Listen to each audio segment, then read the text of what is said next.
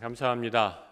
오늘 서울로해 교회학교 연합회 순회 예배를 드리는데 우리 많은 지교회 우리 믿음의 형제자매들 함께 오셨는데 아주 귀한 환대해 주신 영락교회 당회 또 우리 김재용 목사님께 감사를 드립니다.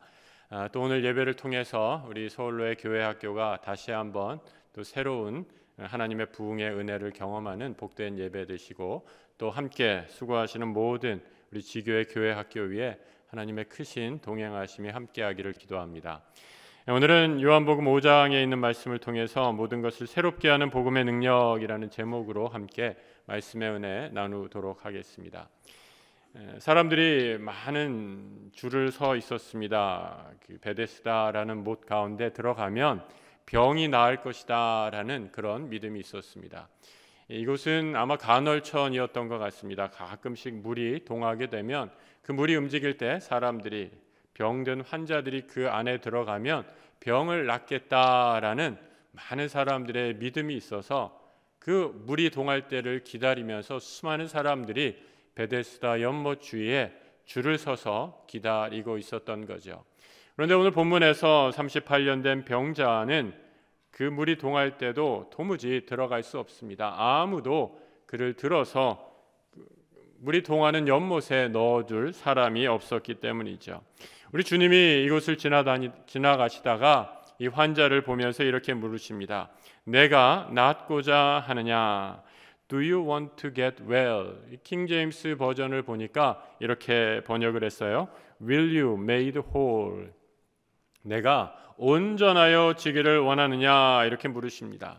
내가 낫고자 하느냐라는 질문, 아주 단순한 질문이 아니라 이 질문에는 아주 깊이 있는 영적인 도전이 담겨 있는 질문이죠.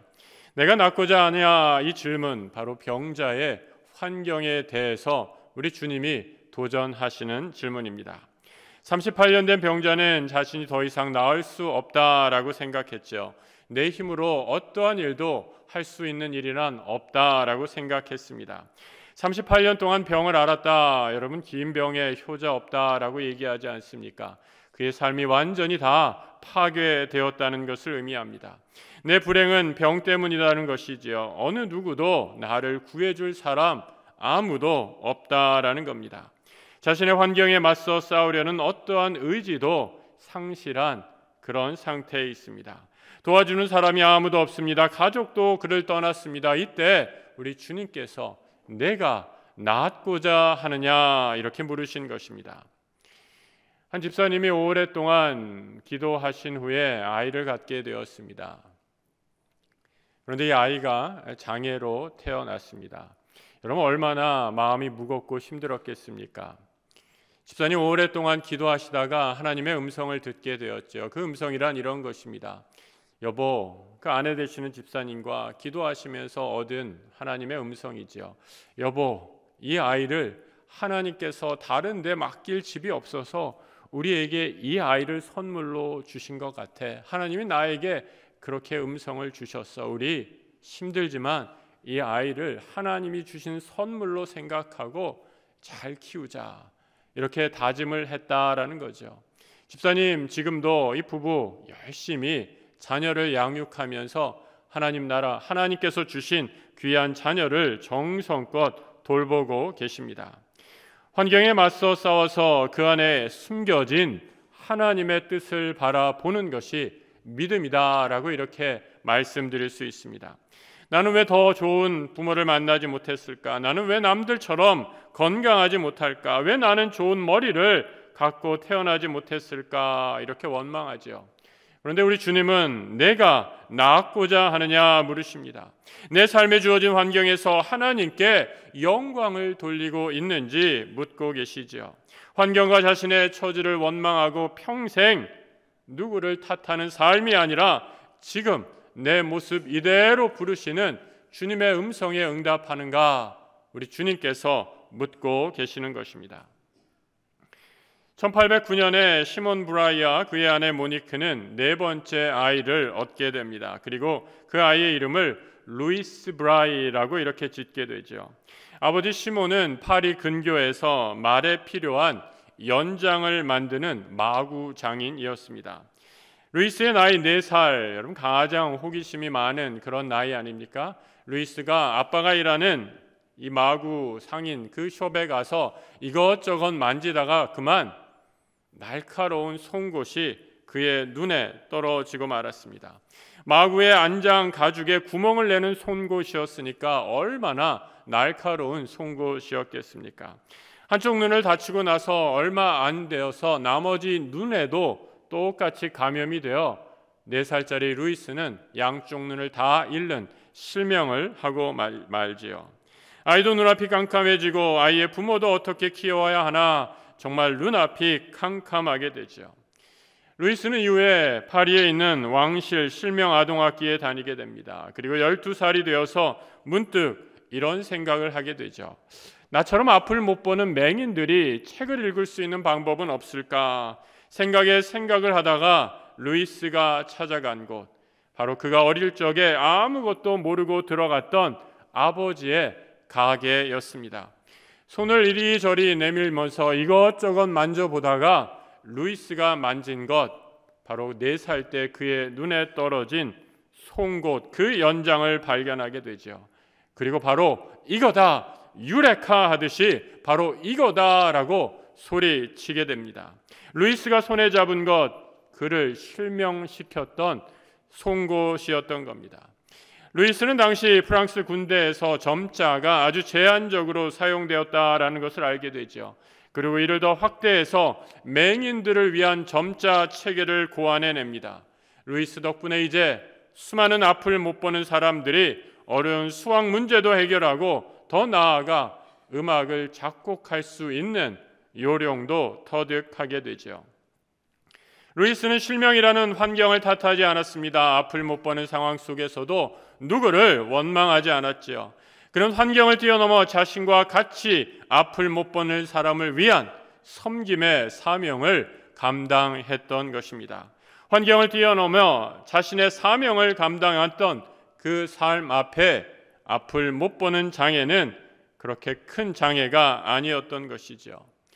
루이스의 삶을 불행하게 했던 건 날카로운 송곳 하나였습니다. 그 사고를 통해 앞을 못 보게 되는 대가를 치루었던 거죠.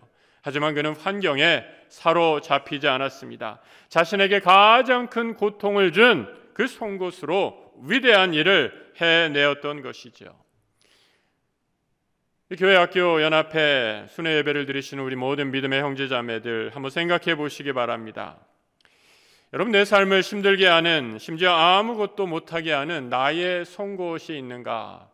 그것이 한번 무엇인지 생각해 보시기 바랍니다.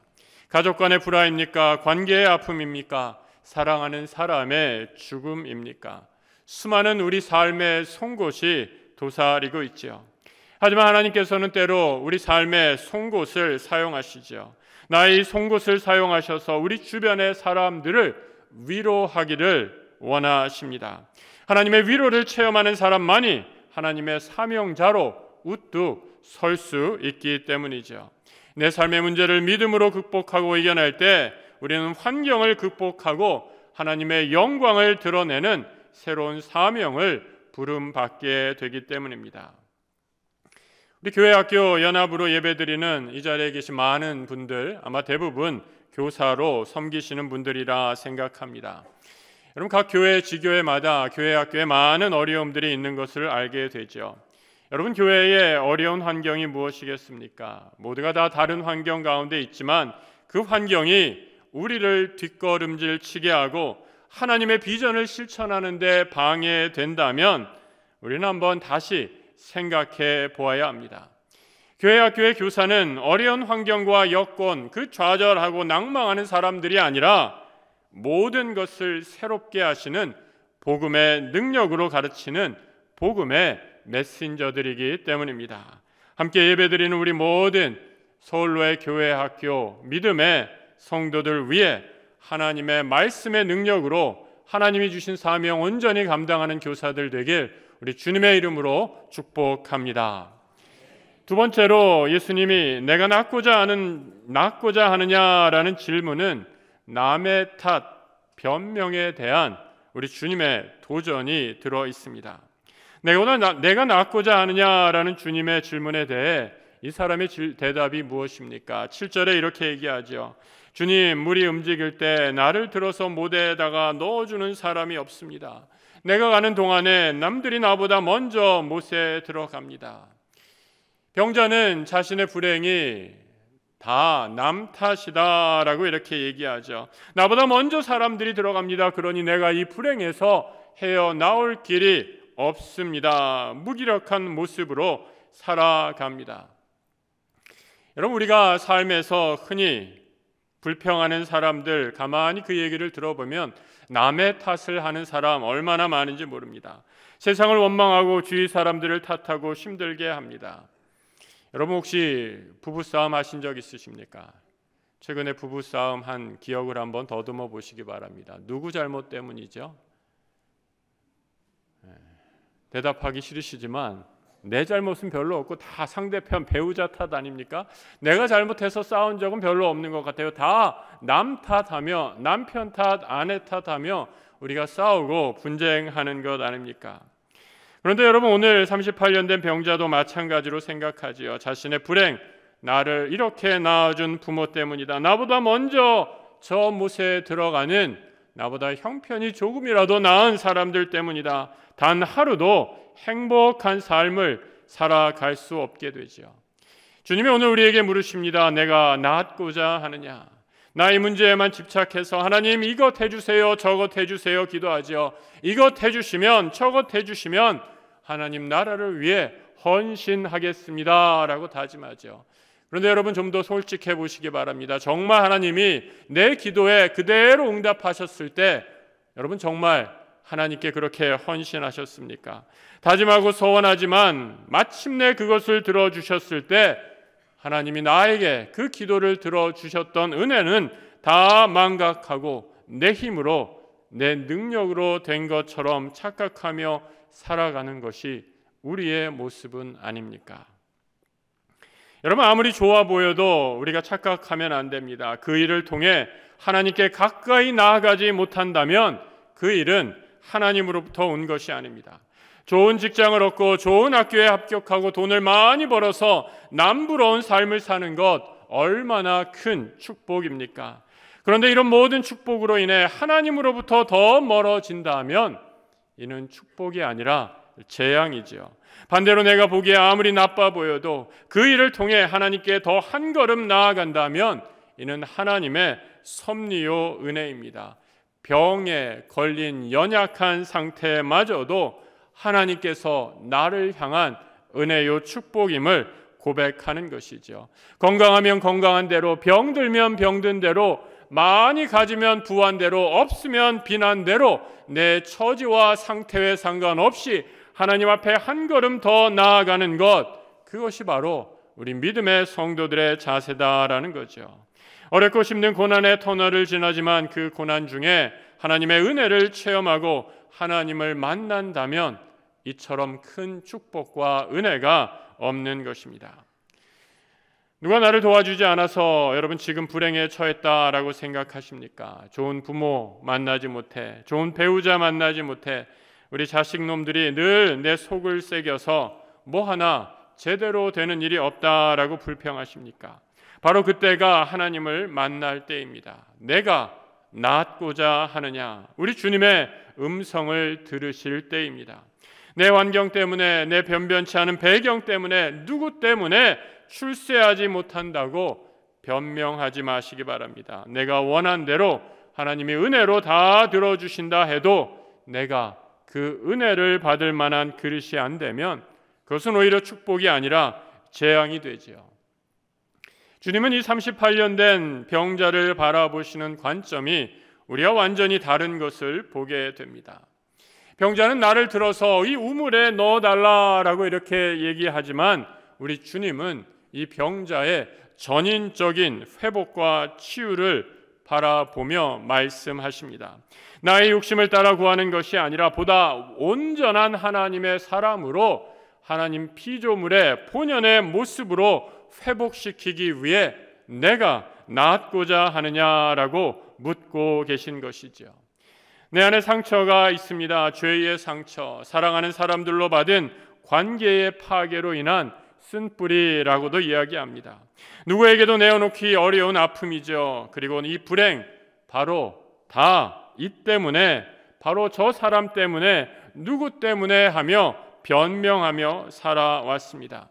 오늘 38년 된 병자는 이제 주님을 만나 온전하여지길 원합니다 라고 고백하고 있는 것입니다. 교사는 바로 복음의 말씀으로 우리의 모든 영적인 상처를 치유하는 영혼의 의사와 같다라고 생각합니다. 하나님의 말씀이 영혼의 상처의 특효약이죠. 여러분, 오늘 함께 예배드리는 서울로의 우리 지교의 모든 믿음의 형제 자매 여러분, 저는 한번 꿈꾸어 봅니다. 우리 서울로의 모든 아이들, 여러분 요즘에 아이들도 얼마나 마음에 상처가 많은지 몰라요. 초등학교만 다녀도 이놈들이 스트레스가 너무 많아요 목사님, 저한테 이렇게 얘기하는 것을 듣게 됩니다. 요즘엔 초등학교 아이들도 스트레스 받아서 마음의 상처를 입고 살아가는 이런 시대에 우리가 살고 있습니다. 여러분, 이 시대에 우리를 영혼의 의사로, 교사로 불러주셨습니다.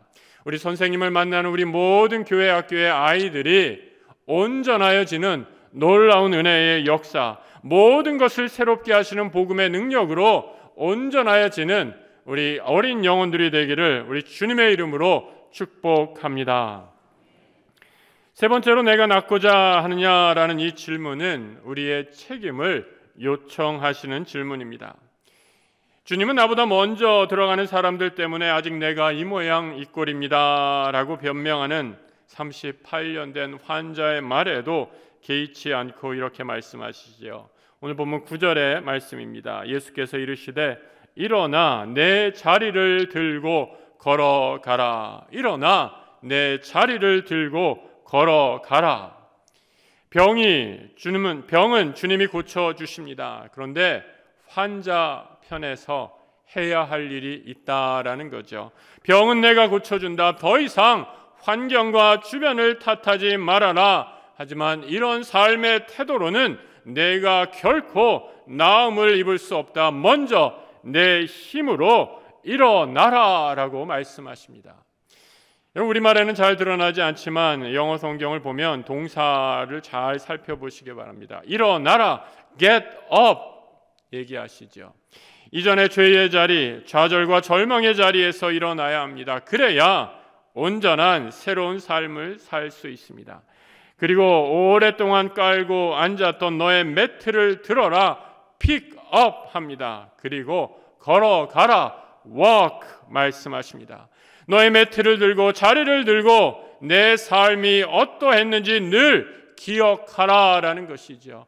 이전에 죄된 자리, 내 힘으로 도저히 일어날 수 없는 그 자리를 이제 하나님의 은혜로 털고 일어나 걸어가라라고 말씀하는 것이죠. 그리스도인은 나의 죄된 자리를 기억하는 사람입니다. 베드로전서 2장 10절의 말씀, 너희가 전에는 백성이 아니더니 이제는 하나님의 백성이요 전에는 궁유를 얻지 못하였더니 이제는 궁유를 얻은 자니라. 우리는 도무지 용서받을 수 없는 죄에서 하나님이 나를, 우리 모든 사람을 구원해 주셨음을 꼭 기억해야만 합니다. 그래야 은혜와 감사의 삶을 살 수 있습니다. 이것을 기억하지 못하면 교만해지죠. 내가 잘나서 이만큼 되었다라고 착각합니다. 그래서 우리 주님은 너의 원래 모습, 이전의 죄인 모습, 내 힘으로 아무것도 할 수 없었던 그 삶의 자리를 기억해라 라고 말씀합니다. 38년 된 병자에게 너의 자리를 들어 걸어가라 라고 요청하시는 이유이죠. 마지막 새로운 믿음의 길을 가기 위해 내가 할 일이 있습니다. 그 책임을 스스로 감당하도록 초청하시는 거죠. 미국의 사라 핸드린이라는 디자인 교수가 있습니다. 이분이 장애인 표지판을 보면서 본인이 알고 있는 장애인들을 보면 정말 삶의 여러 가지 고난들 또 불행들을 아주 불굴의 의지로 다 극복해내는 그런 장애인들이 정말 많은데, 장애인 친구들을 많이 보게 되는데 왜 장애인 표지가 항상 이렇게 정적으로 가만히 있는 그런 장애인 표지 디자인밖에 없을까 고민하다가 아주 역동적인 장애인 그 의자의 모습을 이렇게 고안을 했습니다. 여러분 왼편에 있는 보시기에 여러분 보시면 어느 편인가요? 왼쪽에 있는 그림이 예전의 그림이라면 오른쪽에 있는 그림, 이렇게 장애인이 휠체어를 들고 움직이는 역동적으로 표현한 모습들을 통해 자신의 삶에 닥친 불행 가운데서도 그 삶의 모든 환경을 이겨내려고 하는 장애인들의 의지, 자신들의 삶에 대한 책임들을 읽을 수 있는 디자인을 고안해냈던 거죠. 여러분, 이 그림을 보면서 우리 그리스도인의 삶도 마찬가지가 아닌가라는 생각을 하게 됩니다. 내가 해야 할 일 온전히 감당해야 치유의 능력이 빛을 발하게 됩니다. 모든 것 주님이 다 해주세요. 교회가 이것 안 해줘서 우리 교회 학교는 맨날 이 수준밖에 안 됩니다. 여러분, 이렇게 불평하고 있다면 언제 어떻게 우리의 믿음의 현장, 우리 교육의 현장이 바뀔 수 있겠습니까?